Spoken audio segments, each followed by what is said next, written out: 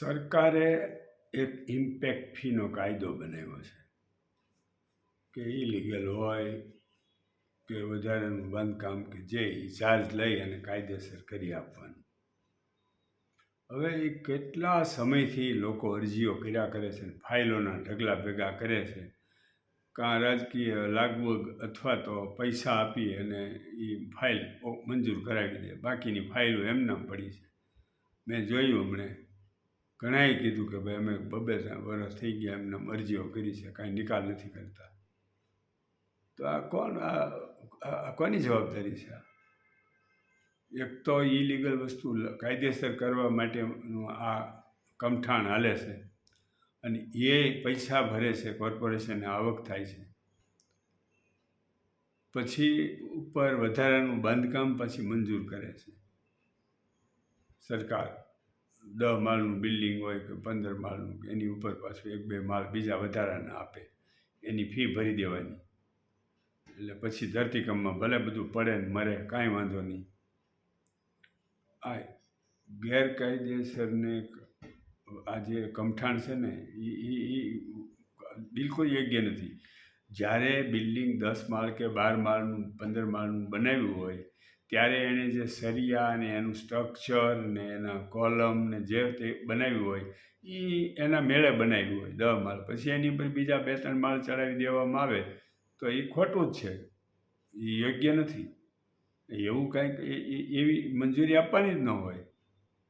અમારી પાસે રાજકોટ મકાન છે 4 માળ, મેં ના પાડી દીધી. મેં ભાઈ, મને ઘણાએ કીધું કે એની ઉપર 1 માળ તમને મળે ફી ભરી. નથી કરવું.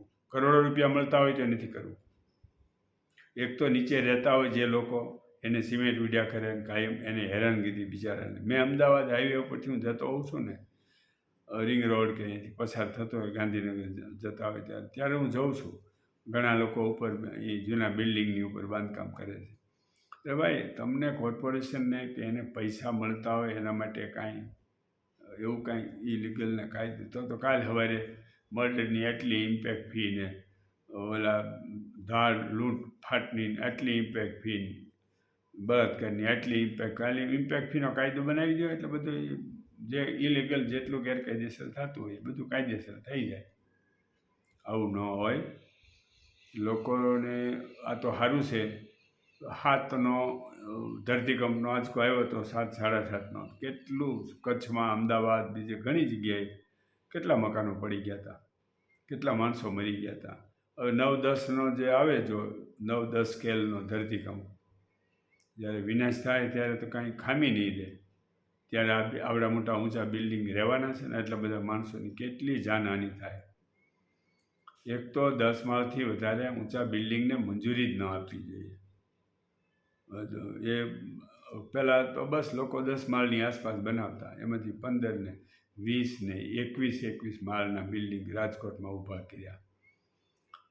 એક તો લોકોને કન્જેસ્ટેડ થાય, પાર્કિંગની સુવિધા ન મળે, હેરાન થાય, અને સાવ નજીક મકાન બનાવેલા હોય. આ રાજકોટ રિંગ રોડ ઉપર બનાવેલું જ છે.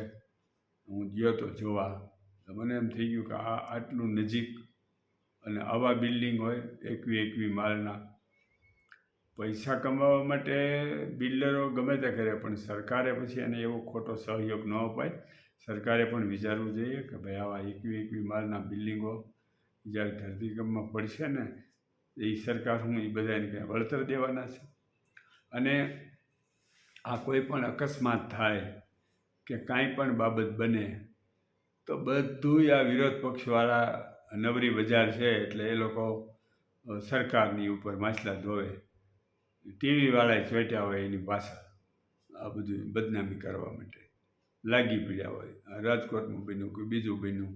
હવે ઓલો રાહુલ ગાંધી કહે કે ભાઈ હું ત્યાંથી અહીંથી રાજકોટથી યાત્રા શરૂ કરશે તો ઓલા બધા જે ગુજરી ગયા 28 જણા એ પાછા આવી જવાના એમ ને, હાલી નીકળ્યા છે અમથા.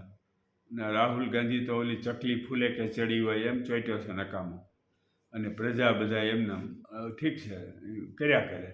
એનું તો કામ એ સત્તા ઉપર નથી આવ્યા એટલે એ વલખા મારે છે સત્તા ઉપર આવવા માટે, પણ સિરિયસનેસ તો છે નહીં એની અંદર કોઈ જાતની, અને લાગી પડ્યા છે. અને સરકારે આ લોકોને કોઈ પણ મુદ્દાઓ કાઢીને આવા ચાન્સ ન આપવા જોઈએ કે જેથી કરીને પ્રજાને ઉશ્કેરવાનું કામ કરે છે. વિરોધ પક્ષનું કામ શું પ્રજાને ઉશ્કેરવાનું કામ છે?